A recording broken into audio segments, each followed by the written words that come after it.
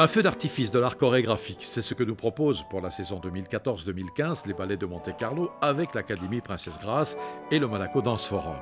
À l'heure de la classe, parmi ces danseurs, nous évoquons avec Jean-Christophe Maillot quelques-uns des moments forts à ne pas manquer ces 3 prochains mois, à commencer par Genesis, une création de Sidi Larbi Cherkaoui et Yabing Wang, le 13 et 14 décembre. Sidi Larbi, il est toujours passionné par cette idée de rencontrer des cultures différentes, des formes de danse différentes et de les lier avec son idée qu'il se fait de la danse.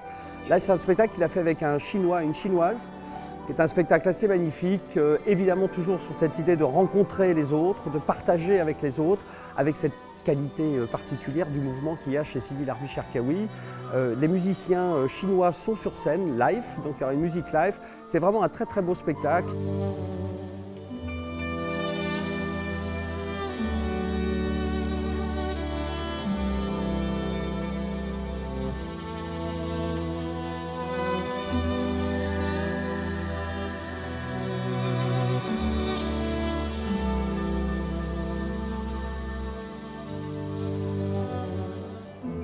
Le 15 décembre, Leicht, de et avec Melissa von Weppi, qui met en scène une femme bien humaine en condition de marionnette, avec des fils reliés à ses membres.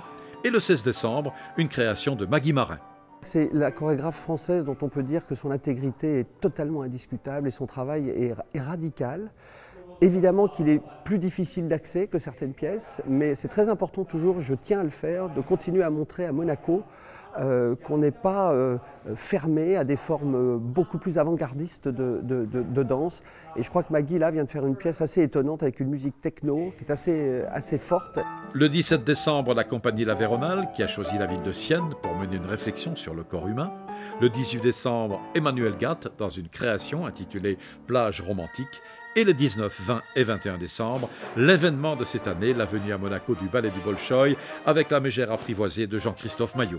Toutes ces stars qui seront présentes pour effectivement offrir au public ce spectacle que j'ai créé de manière infidèle à Moscou. Et pour moi, c'était très important que les gens comprennent aussi que si j'ai une chance de ce type-là et que ces danseurs ont servi mon travail pendant plus de 3 mois pour arriver à ce spectacle, j'aime l'idée de pouvoir le présenter au public et que le public qui a l'habitude de voir les ballets, qui a l'habitude de voir mon travail, puisse s'offrir aussi cette nouvelle proposition chorégraphique avec d'autres danseurs et finalement mettre un peu en perspective le ballet du Bolchoï avec la compagnie de Monte-Carlo et s'apercevoir que certes les danseurs du Bolchoï sont tout à fait exceptionnels, mais que ce travail-là peut se lier aussi à l'une ou à l'autre des compagnies et donc puisse finalement recevoir ça comme un cadeau offert au public qui, depuis 20 ans maintenant, nous est tout à fait fidèle.